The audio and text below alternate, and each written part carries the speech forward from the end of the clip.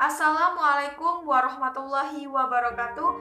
Perkenalkan, nama saya Lina Pertiwi, NPM 1913053055, nomor absen 21. Pada video pembelajaran kali ini, saya akan menyampaikan materi tentang energi dan perubahannya, serta bumi dan alam semesta. Apa itu energi? Energi merupakan suatu kemampuan dalam melakukan suatu tindakan atau pekerjaan, usaha. Kata energi berasal dari bahasa Yunani, yaitu ergon, yang berarti kerja. Dalam melakukan sesuatu, kita selalu memanfaatkan energi, baik secara sadar maupun tidak sadar. Selanjutnya, saya akan menjelaskan mengenai macam dan bentuk energi. Macam dan bentuk energi antara lain: 1. Energi mekanik. Energi mekanik adalah energi yang dimiliki suatu benda karena sifat geraknya. Kedua adalah energi bunyi. Energi bunyi adalah energi yang dihasilkan oleh getaran partikel-partikel udara di sekitar sumber bunyi. Ketiga, ada energi panas atau kalor.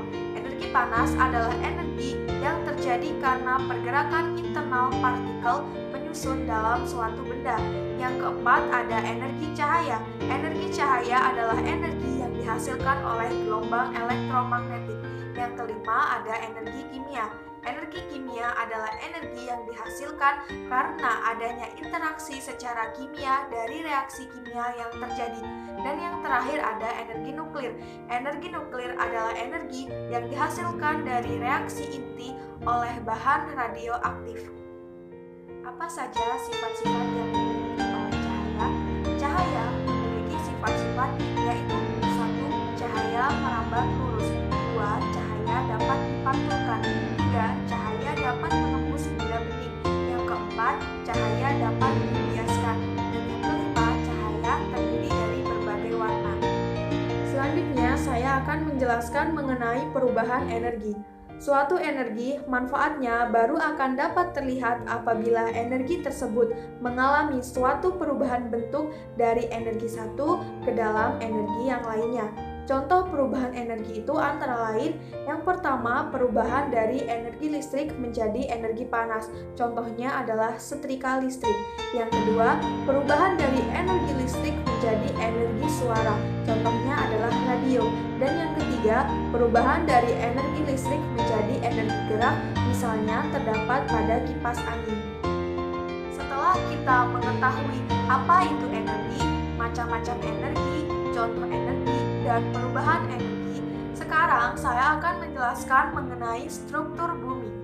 Jika bumi diiris, maka akan tampak lapisan-lapisan. Struktur bumi dari dalam keluar adalah lapisan inti bumi dalam, inti bumi luar, selimut bumi, dan kerak bumi. Lapisan inti bumi dalam merupakan pusat bumi.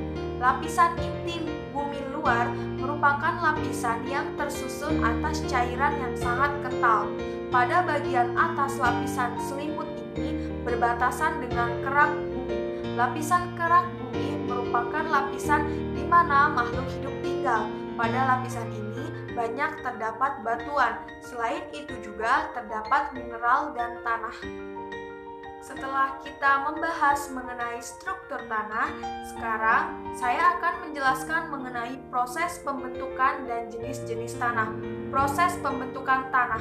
Tanah merupakan hasil dari pelapukan yang terjadi pada batuan.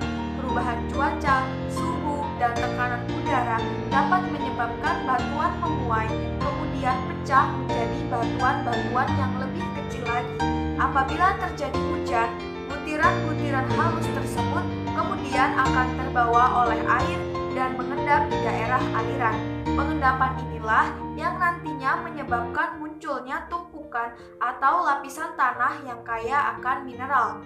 Komposisi dan jenis-jenis tanah. Berdasarkan komposisi penyusunnya, tanah dibedakan menjadi 3 jenis, yaitu tanah berpasir, tanah berhumus, dan tanah liat. Selanjutnya yaitu adalah apa saja sih kegiatan-kegiatan manusia yang dapat mengubah permukaan bumi? Kegiatan manusia yang dapat mengubah permukaan bumi antara lain: yang pertama, penebangan hutan secara liar. Kedua, pembakaran hutan. Ketiga, penambangan massal. Keempat, pemboman ikan di laut. Kelima, membuang sampah sembarangan. Dan yang terakhir, meluaskan lahan untuk permukiman. Masih banyak kegiatan-kegiatan manusia yang dapat mengubah permukaan bumi. Semakin banyak manusia yang mengubah permukaan bumi, maka akan semakin rusak juga bumi kita. Tugas kita adalah bisa menjaga dan melestarikan bumi kita tercinta. Mungkin itu saja yang dapat saya sampaikan. Saya mohon maaf bila ada salah-salah kata. Kepada Allah saya mohon ampun. Saya akhiri. Wabillahi taufiq wal hidayah. Wassalamualaikum warahmatullahi wabarakatuh. Salam pendidikan.